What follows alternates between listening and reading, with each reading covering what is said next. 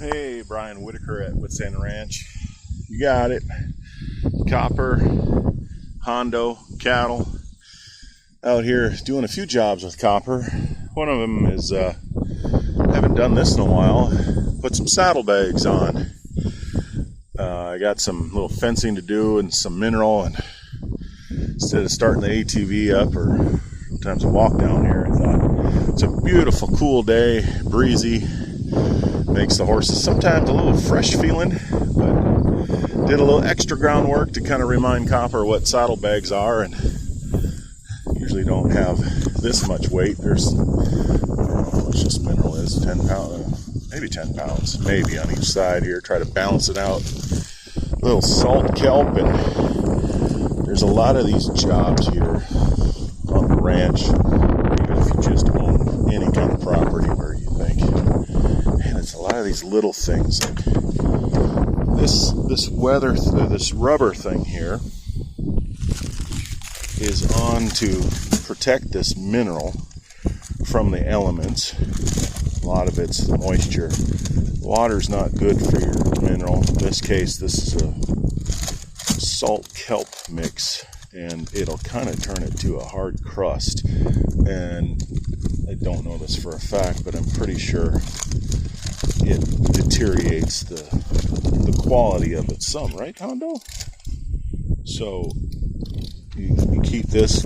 Obviously, you don't want the wind to get in here and blow your mineral away, but the rain too. Well, it's been an issue now for a while. This rubber seal. I had a little hole and I fixed it with some silicone. That worked for a while, but I think even if I patched it, this rubber's starting to kind of deteriorate just with the sun. And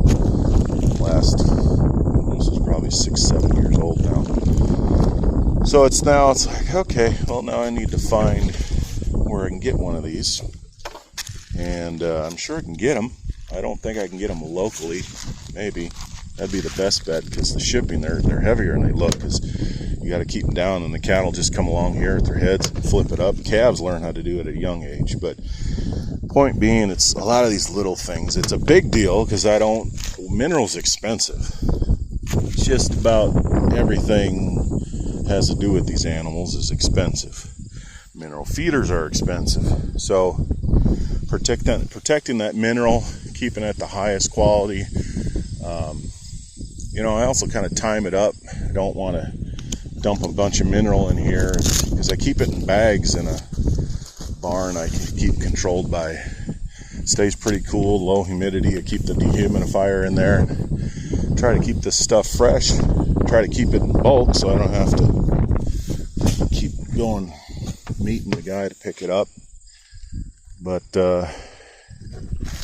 so I don't put out a whole lot at any one time, just enough for them to eat for several days without running out. But they did run out on me. Sometimes they'll just inhale this mineral, just devour it. We've got some salt here. So I was kind of getting by. Plus, we weren't having much rain at all.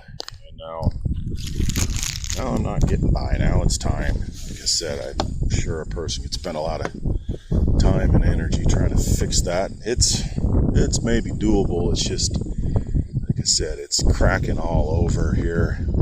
Kind of seemed like it was, I'm sure it's used, material reclaimed stuff to begin with. Anyway, doing good here, doing a job.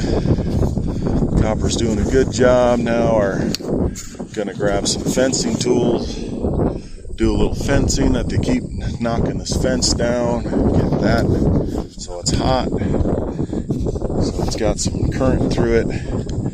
Because one of the worst things you can do, like I did, is have a fence that's not on. It's not a boundary fence for a neighbor or anything like that, or for them getting out. It's just sometimes it closes pasture off, which it's time to let it grow. And it's been open, but they just decided, oh, it's on our way. I think it's the calves that do it, and that's a really bad thing to teach your animals. What I found to teach my animals is that fence is optional. If you want to walk through it, walk through it. You always want to make sure they're hot. Really strong fence, which I test them regular, so that they don't have to, try to go through it again. Just makes it better for the animals and me. But that's what we're going to do today. I'm going to actually be easier. I'm going to put Copper under a tree here and just park him for a while. So we'll see how this goes. Going to open up a new pasture here. Ideally, I wish this had a little more time to rest, but it's not been ideal weather, so we'll just have to improvise.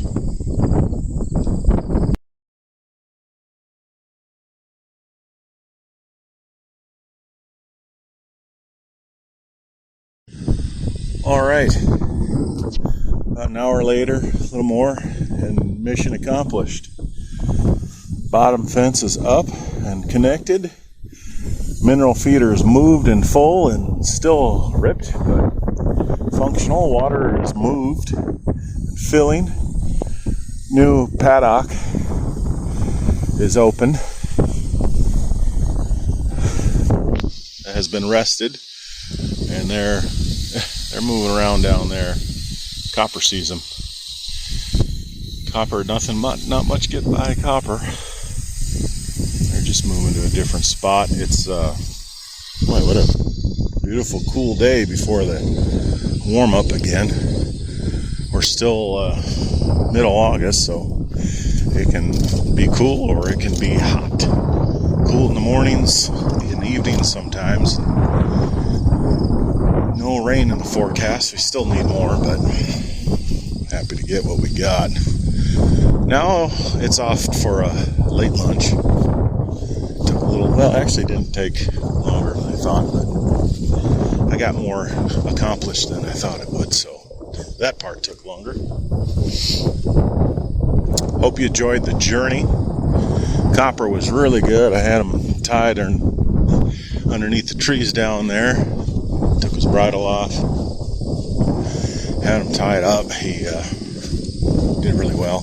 Don't do that very often, but I thought, yeah, it's good.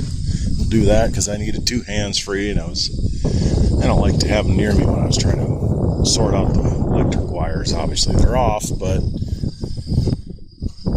he handled that well, and the calves were kind of coming out and making noise through the broken branches. No problem. So now we're gonna start draining this water tank. Pretty thin up here, but it's going to be rested for hopefully till growing season's over. But thanks for coming along. Happy trails.